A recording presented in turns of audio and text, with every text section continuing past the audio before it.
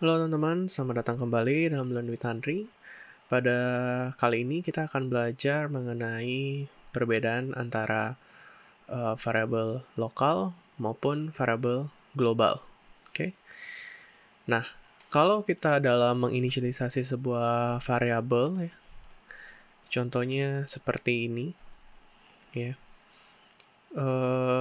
Ini adalah variabel lokal yang dimana si number ini hanya dikenal di dalam main function. Oke ya. Contohnya kita misalkan cetak langsung di number. Oke, ini pastinya nantinya bakal kecetak ya. 10 di sini. Kita coba jalankan.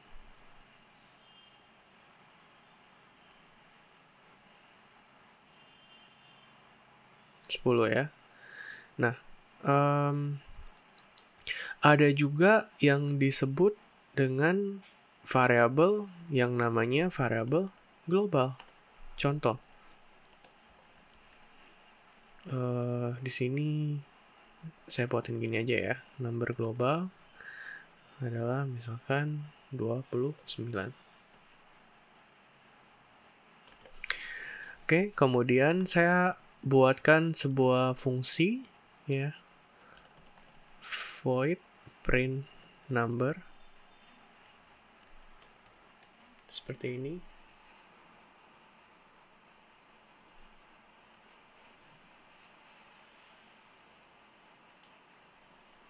Nah, kemudian di sini kalau kita pengen cetak gitu ya. Contoh, saya pengen cetak integer number deh gitu ya. Saya pengen cetak bilangan number ini ya. Print, ini saya copy aja kali ya. Printf number. Kira-kira ini bakal bisa jalan nggak? Ini kalau teman-teman nggak tahu ini void ya. Void artinya nggak memerlukan return type. Ya, artinya ini nggak memerlukan return type. Kita cobain ya. Ini number, misalkan ini dari print number aja ya, biar membedakan dengan yang di bawah. Oke, kita langsung jalankan. Nah, di sini dikatakan bahwa number was not declared in this scope. Artinya si number ini tuh nggak dikenal di sini dia. Paham ya? Karena si number ini itu hanya scope-nya hanya di lingkup main function-nya doang. Ya, dia hanya hidup atau hanya dikenal di dalam main function ini. Selain daripada itu, mau dipanggil di function manapun, dia nggak bakal dikenal. Nah, kan pasti yang menjadi pertanyaan, terus gimana dong? Misalkan saya pengen pengen supaya dia bisa dikenal gitu ya. Nah, caranya sebenarnya sudah kita lakukan di video-video yang kemarin, yaitu dengan kita memberikan parsing parameter. Oke? Di sini kan kebetulan nggak ada parsing parameternya ya. Berarti kalau kita pengen ngelakuin ini, kita bisa memanggil parsing parameter. Tinggal ditulis num. Oh, ini tadi lupa dipanggil ya. Kita langsung panggil. Ya sama aja sih. Pada saat dijalankan di compile dia nggak dikenal ya. Jadi nggak bisa berjalan juga. Print number. Di sini kita panggil number. Ini saya buatkan new line dulu. Biar nanti lebih rapi ya pada saat di print.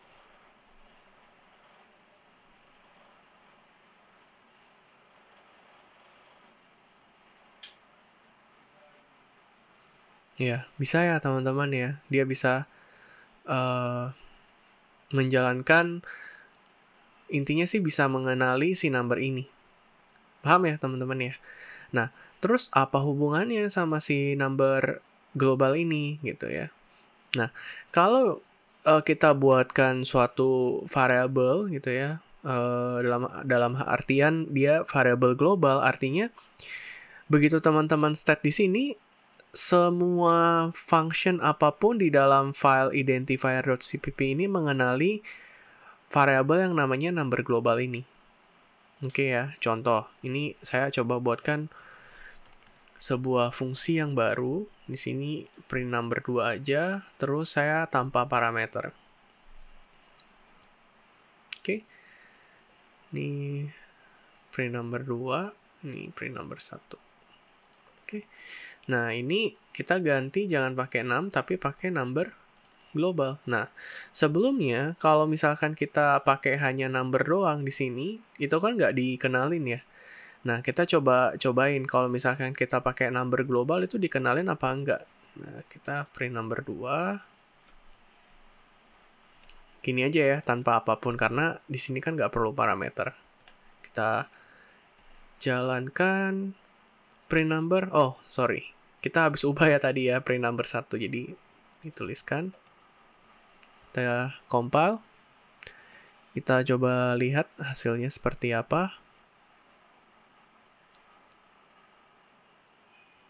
Nah, ternyata dikenalin ya teman-teman ya. Ada number 10, print number 1-nya 10, print number 2-nya adalah 29. Nah, jadi kira-kira seperti itu tuh perbedaan dari variabel lokal maupun variabel global. Nah, ada juga mungkin yang paling sering kita lakukan seperti ini. Kalau teman-teman dalam membuatkan suatu looping kan biasanya orang buatnya kayak gini ya teman-teman ya. Ya enggak? Terus teman-teman bisa printf %d. Nah, seperti ini. Teman-teman kalau teman-teman membuatkan ini, artinya si i ini adalah variabel lokal yang dimana dia hanya bisa dikenalin di dalam looping for-nya ini saja. Ya. Kecuali teman-teman inisialisasi integer i-nya itu misalkan di luar sini. Misalkan di sini. Kayak gini ya. Integer i-nya adalah sama dengan 0. Terus kita bikin sebuah fungsi, misalkan namanya void check i misalkan. Kalau enggak, integer aja ya. Integer check i, kita nge-return si i buat ngecek apakah nilai i berapakah nilai i yang paling terakhir. Ya. Nah, di sini kita bisa printf last i nilainya berapa. Seperti ini. Ya. Nah, kalau kayak gini nih seharusnya i-nya ini dikenalin. Oh, lupa titik koma. Ya, kita ngelihat apakah i-nya di sini dikenalin apa enggak.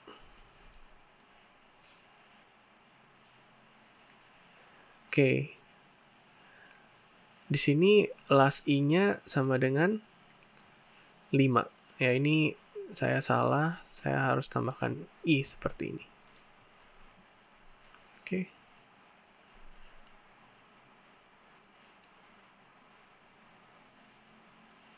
Ini bikin baris baru. Kita coba jalankan kembali.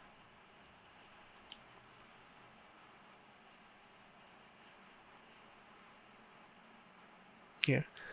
Nah, teman-teman lihat last i-nya adalah 5 ya, teman-teman ya. Karena pada saat dia 4 kan 4 plus dia naik ke 5. Makanya last i-nya 5. Itu kalau teman-teman pakai yang global. Ya, ini yang terjadi kalau teman-teman pakai yang global. Coba deh kalau teman-teman pakai lokal, apakah ini bisa terjadi gitu? Ini nggak perlu pakai. Oh, sebenarnya nggak perlu ya. Sorry, ini nggak perlu karena i-nya udah ini. Nah, coba teman-teman buatkan kayak gini. Kita coba bikin yang pakai J karena kita pengen buatkan dia sebagai lokal. Kemudian kita pengen print last J. Nah, seharusnya ini bakal error harusnya. Kenapa? Karena si integer J ini hanya dikenalin di dalam looping for. Coba deh, kalau teman-teman jalankan, dia error. Ya, dia error. Karena dia nggak dikenalin. Ya, dia nggak kenalin. Kalau teman-teman mau ngakalinnya misalkan nggak pakai global ya bisa. Teman-teman tinggal inisialisasi integer J-nya ya di sini. Ya. Jadi J ini dikenalin di semua main function-nya. Kita compile.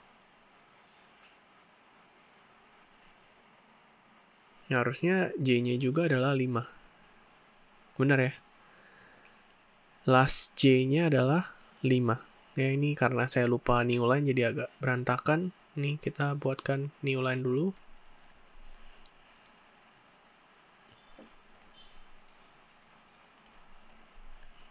Oke, kita coba compile ulang.